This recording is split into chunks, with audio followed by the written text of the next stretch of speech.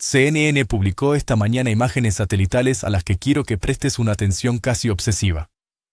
Mientras el mundo observaba el despliegue diplomático en Islamabad, mientras Pakistán realizaba su labor de lanzadera por todo Oriente Medio y mientras ambas partes calificaban la pausa como una oportunidad para la paz, en el subsuelo de Irán estaba ocurriendo algo radicalmente distinto. Los satélites han captado cargadoras frontales sacando escombros de las entradas de los túneles en las bases de misiles subterráneas. Camiones volquete esperando en fila, no para reconstruir infraestructuras civiles a la vista, sino para despejar el camino de salida de las armas que los bombarderos furtivos B-2 estadounidenses pasaron semanas intentando sellar bajo toneladas de roca y concreto. Irán no está reparando sus ciudades, está desbloqueando sus silos.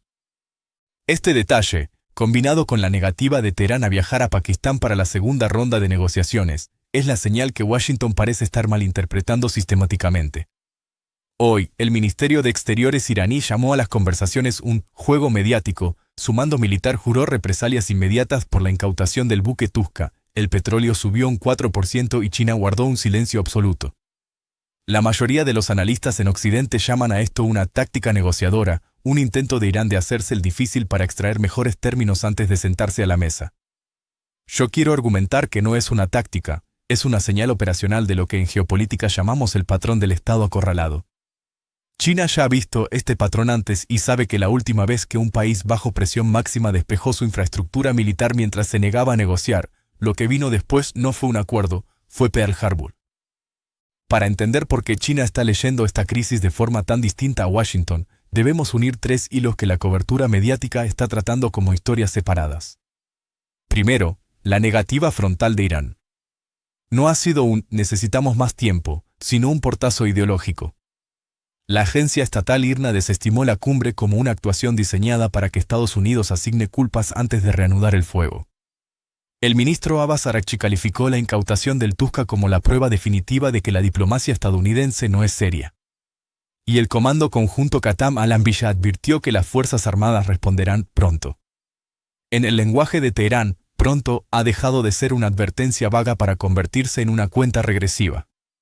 Segundo, la narrativa de victoria en Washington. El Pentágono y la administración Trump están mirando los números, el bloqueo le cuesta a Irán $500 millones al día, la economía ha caído un 15% en solo 2 meses y el Banco Central de Irán admite que tardarán 12 años en recuperarse. Estados Unidos cree que si aprietas lo suficiente, el oponente eventualmente calculará que rendirse es más barato que resistir. Es una teoría lógica, pero asume que el oponente todavía cree que la rendición garantiza la supervivencia. Tercero, el silencio de China. Pekín no ha emitido una sola protesta por la incautación de un barco, el Tuska, que venía precisamente de sus puertos. Ese silencio no es confusión, es preparación. China ha estudiado el patrón del Estado acorralado durante generaciones. Sabe que cuando aplicas presión máxima a un país seriamente dañado, solo hay 2 resultados, o el país capitula, o concluye que esperar significa una derrota segura y decide hacer su movimiento más peligroso mientras todavía tiene capacidad para golpear. El paralelismo histórico que China tiene en mente es julio de 1941. En aquel entonces, Estados Unidos impuso un embargo total de petróleo a Japón, que dependía de Washington para el 80% de su combustible militar. El cálculo de Roosevelt era idéntico al de Trump hoy: corta el recurso, paraliza las operaciones y obliga a la negociación. Durante meses, Tokio pareció estar negociando en Washington, pero en silencio, estaba girando su economía hacia adentro, asegurando suministros domésticos y preparando a su población para la autosuficiencia total. Las señales externas decían diplomacia, pero las señales internas decían guerra. El 7 de diciembre, el mundo descubrió lo que significaba un Estado acorralado. Irán está mostrando hoy cada una de esas señales. Hace solo unos días, Teherán paralizó todo su sector de exportaciones petroquímicas, redirigiendo $13.000 millones al año hacia el consumo interno. Es un giro estructural hacia la autarquía. Simultáneamente, su mando militar ha pasado de la retórica política al lenguaje operacional de represalia. Mientras Washington celebra que el bloqueo devolvió 25 barcos, China observa que el bloqueo no ha detenido ni un solo barril de petróleo que va hacia Pekín. En este momento, hay 157,7 millones de barriles de crudo iraní en el mar y el 97,6% se dirige a China. Mientras este oxígeno económico fluya, Irán se mantiene justo por encima del umbral de la rendición, lo que lo convierte en el actor más peligroso del tablero. Analicemos ahora el Stallman o el argumento más fuerte de la posición estadounidense, porque no podemos ignorar que Washington tiene razones para creer en su estrategia. El primer punto de su argumento es que Irán no es el Japón de 1941. Irán no tiene un imperio que defender ni operaciones en toda Asia, tiene una estructura política fracturada donde una facción diplomática, liderada por Arakchi, todavía intenta mantener vivo el canal de Pakistán. El segundo punto es que la negativa de hoy es una reacción específica y emocional a la incautación del Tusca. Para los diplomáticos en Washington, si Estados Unidos hace un gesto sobre ese buque, el cálculo en Teherán podría volver a inclinarse hacia la paz en cuestión de horas. Y el tercer punto es el más sólido. Irán ya recorrió el 80% del camino hacia un acuerdo en Islamabad. Un país decidido al ataque total no envía a 70 negociadores a encerrarse en un hotel durante 21 horas.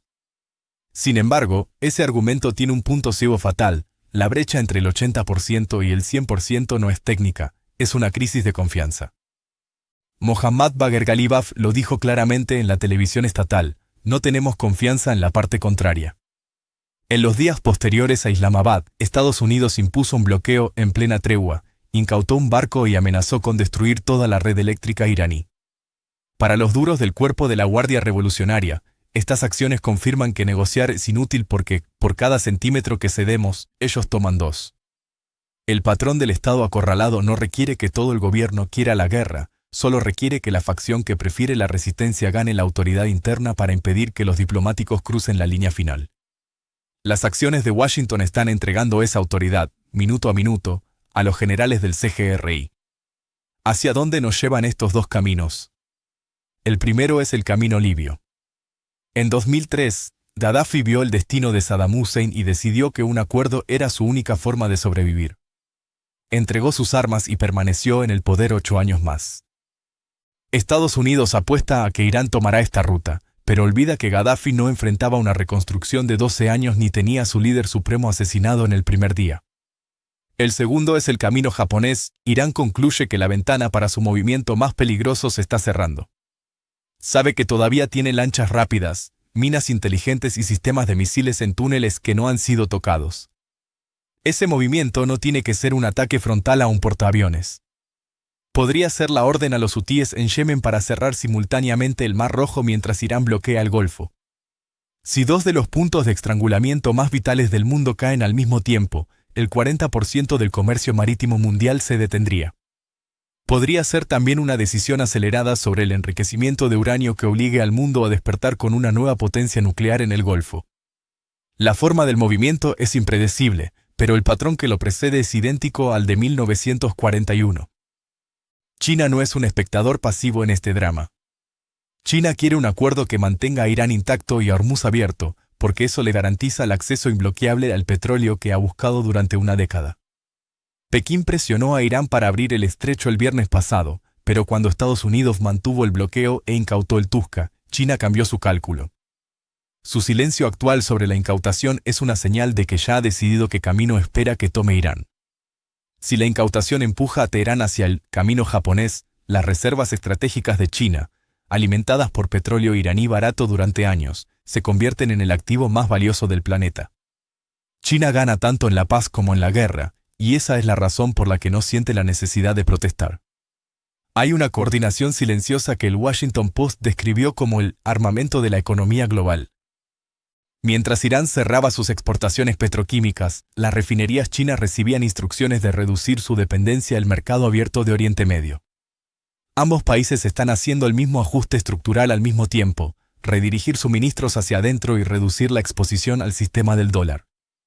Dado que Rusia sigue proporcionando inteligencia satelital y Lebrov ha estado coordinando posiciones en Pekín, la probabilidad de que esto sea una coincidencia es nula. Estamos entrando en las 48 horas finales antes de que el alto el fuego expire el miércoles. En este momento, la señal más importante no es lo que digan los portavoces, sino lo que Irán deje de hacer. Si las exportaciones petroquímicas permanecen cerradas, el giro hacia la autarquía es estructural y definitivo. Si no llega una delegación a Islamabad para el martes por la noche, significa que los generales han ganado la discusión interna en Teherán. Y si China mantiene su silencio sobre el Tuska, es porque Pekín ya sabe que la diplomacia ha terminado. Rastrea las señales hacia atrás desde Pearl Harbor y pregúntate si el país que hoy limpia sus túneles, paraliza su comercio exterior, denuncia la diplomacia como un engaño y ve cómo le roban sus barcos, está realmente preparándose para firmar un papel. China ya tiene la respuesta. El mundo está observando un Estado que ha decidido que morir de pie es más barato que vivir de rodillas bajo un bloqueo eterno.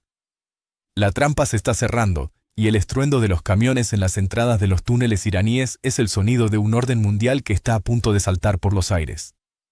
Mañana será el día en que descubramos si la presión máxima produjo una paz libia o un incendio global. Gracias por acompañarnos en este análisis profundo de Economía sin verso. Manténganse atentos, porque la historia se está escribiendo con combustible sólido y un silencio que debería helarnos la sangre a todos.